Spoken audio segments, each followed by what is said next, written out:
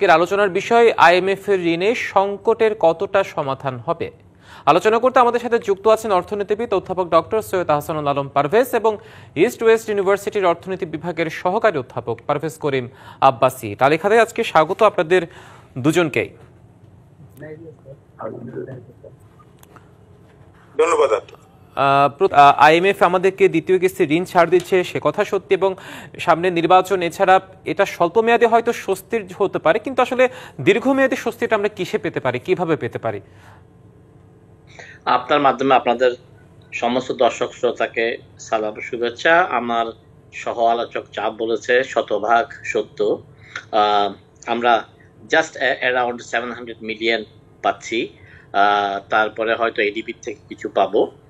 So আমরা সাধারণত ধরে রাখি যে আমাদের 5-6 billion per month, minimum 5 billion 6 billion, তার মানে আমাদের 20 বিলিয়ন লাগে 3 মাস। তো আমাদের এই ডিসেম্বর মাস, জানুয়ারি মাস এইটা মিট করতে হয়তো পারা যাবে। তবে দীর্ঘমেয়াদী স্বস্তি যেটা আপনি আনার কথা বলছেন, সেটা হচ্ছে এটা বলার অপেক্ষা রাখে না। আপনার বাংলাদেশ ব্যাংকের গভর্নর মহোদয়কে আমি জানিয়েছি যে এখনো নন ব্যাংকিং চ্যানেলে আপনার এই ডলার আসছে, এবং বিশেষ করে আপনি যদি ডাটা দেখেন, আমি আপনার সময় নষ্ট করতে পারবো না আপনাদের সংক্ষিপ্ত সময়, আপনি দেখবেন যে 46 আমাদের বাংলাদেশে যেখানে 46 কোটি ডলার আসতেছে প্রাইভেট ব্যাংকে, সেখানে রাষ্ট্রায়ত্ত ব্যাংক থেকে মাত্র আসতেছে আমাদের 5.62 ক্রোর, আর শুধু 14 লক্ষ ডলার আসতেছে বিদেশি ব্যাংক। তার মানে আমাদের রাষ্ট্রায়ত্ত ব্যাংকগুলো লাট সাহেবের মতো বসে থাকে, দে আর নট কালেক্টিং ডলার্স। প্রথম কথা হচ্ছে আমাদেরকে তাদেরকে তাগাদা দিতে হবে। দ্বিতীয় কথা হচ্ছে আমাদেরকে আরো বেশি বাজারের সাথে ডলারের রেটকে সমন্বয় করতে হবে। এটা ক্রলিং প্যাক মেথড ইউজ করতেছে বাংলাদেশ ব্যাংক, আমি I don't disagree with them, ধীরে ধীরে তারা করতেছে। সো এই মুহূর্তে আমি এর বাইরে কিছু বলতে চাচ্ছি না। আপনার কথাদের একটু ছোট্ট করে একটা সম্পূর্ণ প্রশ্ন যুক্ত করতে চাই, যেটি বললেন যে আপনি রাষ্ট্রায়ত্ত ব্যাংকগুলো বেসরকারি ব্যাংক থেকে ডলার আহরণের দিক দিয়ে পিছিয়ে আছে। বিষয়টি কেন হচ্ছে আসলে? মানে এটা কি নীতি নির্ধারকদের মনিটরিং এর অভাব না সদিচ্ছার অভাব? এটা নীতি নির্ধারকদের ব্যাপার নয়, এটা ওখানে এমনও দেখা গেছে, আমি যখন সৌদি আরবে গেছি আমি কমপ্লেন শুনেছি যে চেয়ারে আপনার টাওয়েল দিয়ে চলে যায়। আর সৌদি আরবের মতো দেশ, আরো কিছু কিছু দেশে আমাদের রেমিটেন্স আর্নাররা শত শত মাইল দূরে মরুতে থাকে। তো ওরা এখানে এসে যদি অফিসারকে চেয়ারে না পায়, তখন তারা অন্য হুন্ডি নয় অন্যান্য প্রাইভেট ব্যাংকের মাধ্যমে চলে যায়। রাষ্ট্রায়ত্ত ব্যাংকের কেস একেবারেই আপনার সিলিং, একেবারে সিলিং, ব্যাংকের ম্যানেজারদেরকে যেভাবে সিলিং দেওয়া হয় সেভাবে সিলিং দিলে আপাতত 2 মাসের জন্য এই অবস্থার কিছুটা উন্নতি হবে। অর্থাৎ রাষ্ট্রায়ত্ত ব্যাংকে চেয়ার আছে, কিন্তু চেয়ারে যে মানুষ আছে তারা হয়তো কার্যকর ভূমিকাটা ঠিক পালন করছে না। অর্থনীতিবিদ প্রফেসর পারভেজের কাছে, আপনার কাছে যে বিষয়টি এবার রাখতে চাই সেটি হচ্ছে যে আমাদের কিন্তু বাংলাদেশ ব্যাংকের মাসিক ব্যয় হচ্ছে বর্তমানে 100 কোটি ডলার। এর মধ্যে দাতা সংস্থাও ঋণ দিচ্ছে বেশ কিছু, কিন্তু এই দাতা সংস্থার ঋণ আসলে এই সংকটটা কি আদৌ কতটা লাঘব হবে?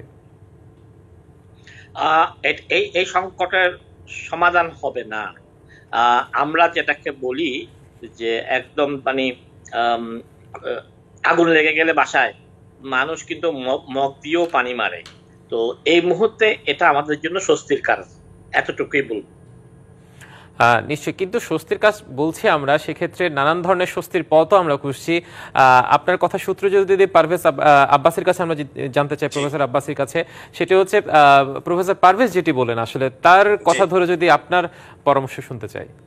জি, ঠিকই বলেছেন, খুব সুন্দর করে ছোট করে পারভেজ স্যার বলেছেন। তো আমি আরেক মানে হচ্ছে ক্ষুদ্র পারভেজ, আমি বলি আমার এখানে সীমিত বুদ্ধি থেকে, এটা হচ্ছে যে বহু আগে থেকে বলা হয়েছিল এক্সচেঞ্জ রেটটাকে ফ্লোট করে দাও, এবং বলা হয়েছিল যে এই যে ইন্টারেস্ট রেটের যেখানে ডিপোজিটের উপর লোন বা হচ্ছে যে ম্যাক্সিমাম ইন্টারেস্ট রেট যেটা আছে সেটার উপরে হচ্ছে ক্যাপটা সরিয়ে দাও।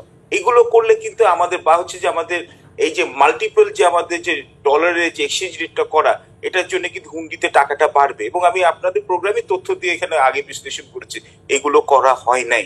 করা না হওয়াতে যেটা হয়েছে কি, ফরেন এক্সচেঞ্জ রিজার্ভটা পড়েই যাচ্ছে, এখন আপাতত স্টেবিলাইজ হয়েছে।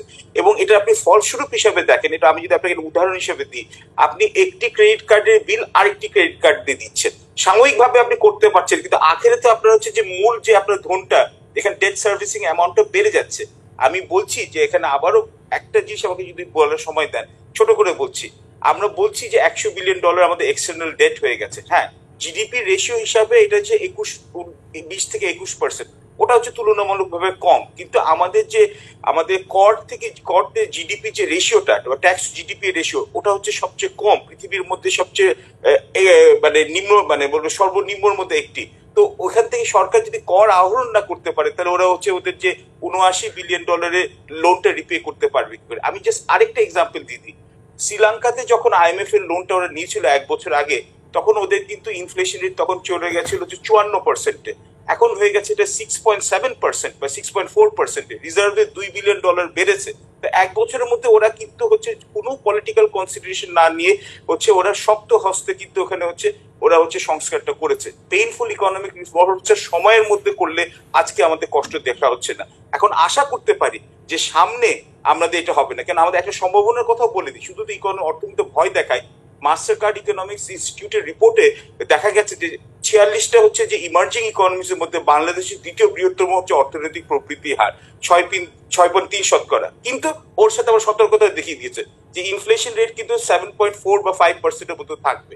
তার মানে আমাদের সামনে আরো পোটেনশিয়াল আছে, রিয়েলাইজ করতে পারবো, কিন্তু আমাদের যে স্ট্রাকচারাল ডেফিসিয়েন্সি গুলো আছে, যেমন ব্যাংকের যেখানে ব্যাড ডেট বহু বছর ধরে বলেছেন, আপনারা বহু প্রোগ্রাম করেছেন, বা হচ্ছে অ্যাকাউন্টেবিলিটি নেওয়া, বা হচ্ছে যে আমাদের যে ইলিগাল যে ফান্ড ট্রান্সফার, ক্যাপিটাল ফ্লাইট, এটা ইনভেস্টর কনফিডেন্স, এইগুলা কিন্তু, এবং বাংলাদেশ ব্যাংকের এফেক্টিভ অটোনমি, এইগুলো যতক্ষণ না ইনশোর করা হবে ততক্ষণ কিন্তু আমাদের এরকম সমস্যা লেগেই থেকে যাবে। নিশ্চয়ই। প্রফেসর আব্বাসী এবং প্রফেসর ডক্টর সৈয়দ আহসানুল পারভেজ, আপনাদের দুজনকে অসংখ্য ধন্যবাদ আজকে আমাদের টালিখাতে এসে আমাদেরকে সময় দেওয়ার জন্য।